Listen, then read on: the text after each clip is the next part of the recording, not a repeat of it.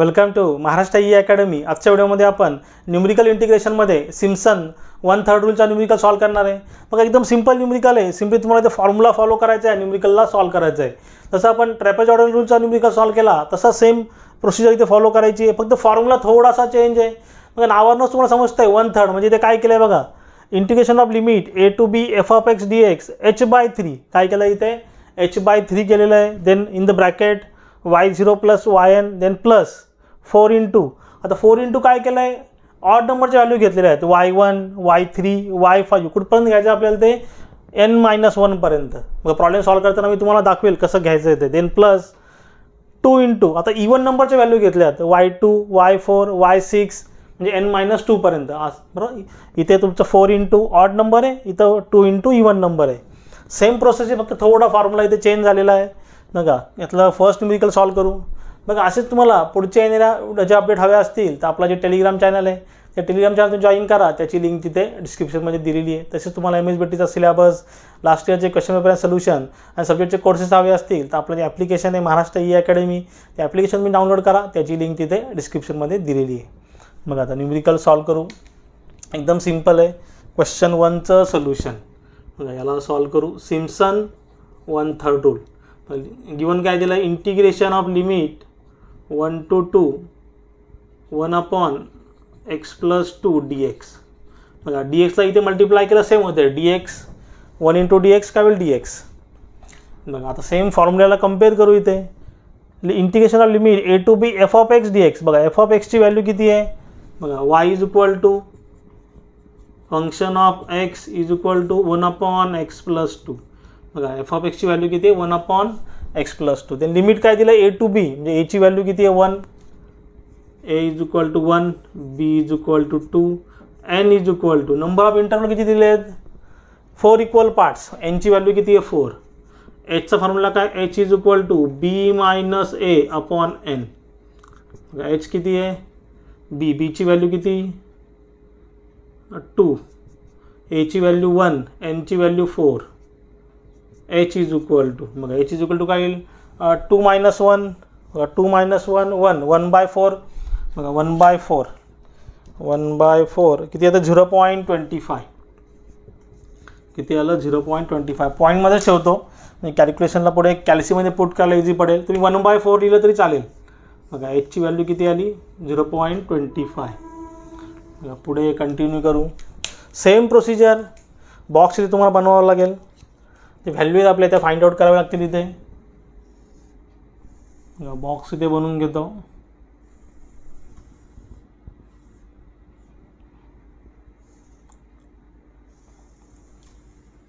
बघा पहिली व्हॅल्यू काय तुमची, बघा हे लिमिट तुमचं काय असतं x ची व्हॅल्यू असते x।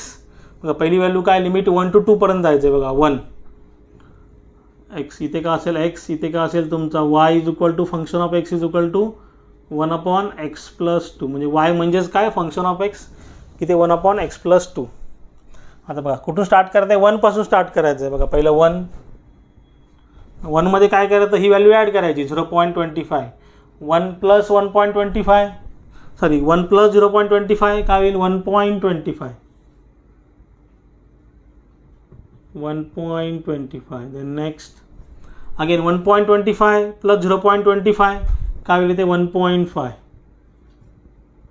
अगेन 1.5 मध्ये 0.25 ला ॲड करा तर काय होईल 1.75 आणि लास्ट वन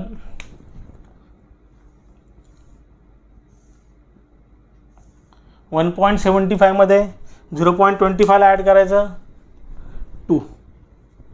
बघा 1 पासून स्टार्ट केलं, लिमिट 1 पासून स्टार्ट केलं, देन 1 पासून स्टार्ट केलं, प्रत्येक ठिकाणी काय केलं 0.25 ची व्हॅल्यू ॲड केली। 1 + 0.25 1.25 1.25 मध्ये 0.25 ॲड केलं 1.5 1.5 मध्ये 0.25 ॲड केलं 0.75 1.75 आणि 1.75 मध्ये 0.25 ॲड केलं 2। अशा प्रकारे सगळ्या व्हॅल्यू इथे ॲड केलेल्या आहेत। आता बाय युजिंग आता इथे आपल्याला फाइंड आउटसुद्धा करायचं आहे। बघा x जागी पुट करायचं 1 पुट करायचं। बघा इथे x ची व्हॅल्यू किती आहे 1, x जागी 1 पुट करू। बघा 1/x जागी 1 पुट केलं काय होईल 1 + 2 काय होईल 3 1 अपॉन 1 + 2 3 म्हणजे 1/3. 1/3चा आन्सर येते 0.333. देन अगेन एक्सच्या जागी काय पुट करायचं 1.25. 1 अपॉन 1.25 प्लस 2. 1 अपॉन 1.25 प्लस 2 किती येतं आहे 0.307. 0.307. अगेन एक्सच्या जागी किती पुट करायचं 1.5. 1 अपॉन एक्सच्या जागी 1.5 प्लस 2 0.285. अगेन एक्सच्या जागी 1.75. 1 अपॉन 1.75 प्लस 2 0.266. 0.266. देन एक्सच्या जागी 2 म्हणजे 2 + 2 काय होईल 4. 1/4 0.25. 0.25.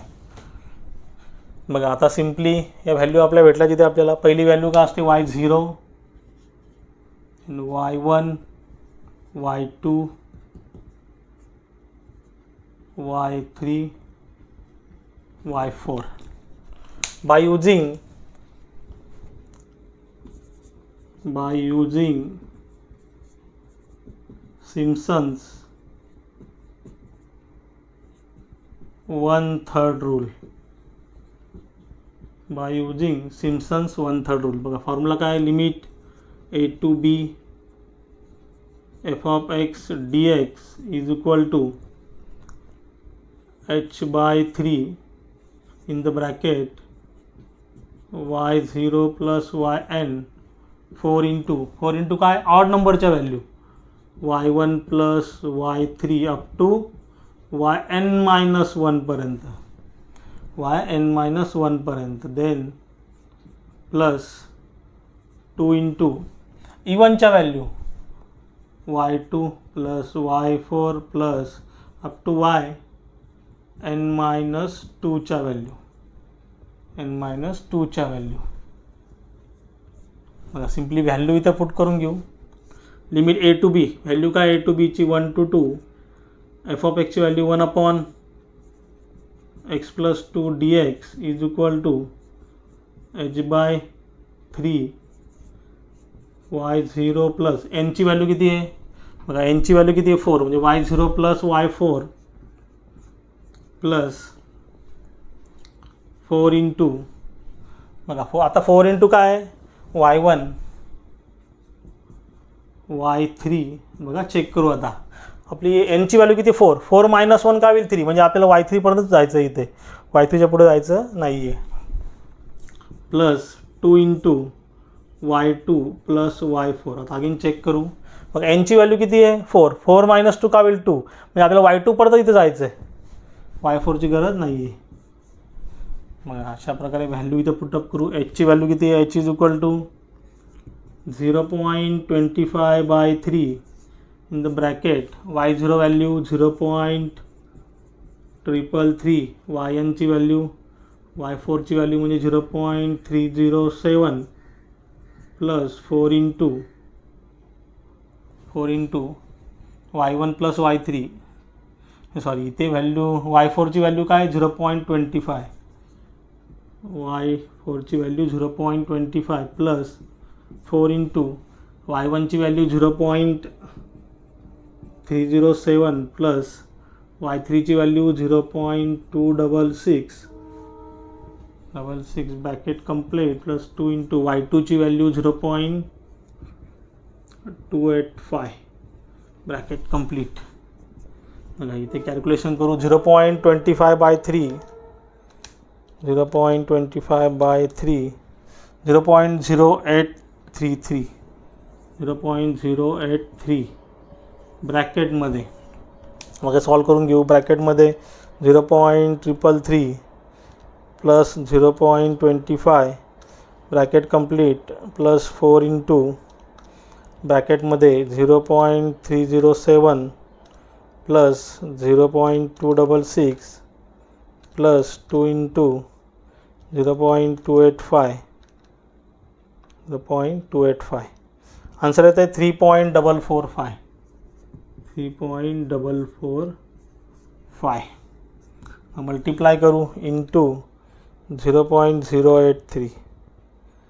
0.2859. 285 अप्रॉक्सिमेटली. मग एकदम सिम्पल आहे. सिम्पली काय ते स्टेप्स फॉलो केल्या. न्यूमरिकल कुठलाही असू दे तुम्हाला सेम स्टेप्स इथे फॉलो करायचे आहेत. याच्यामध्ये काही डाऊट असेल तुम्ही जरूर मला कमेंटमध्ये विचारू शकता. आणि मी सांगितलं समजलं असेल तर चॅनलला लाईक शेअर सबस्क्राईब करा.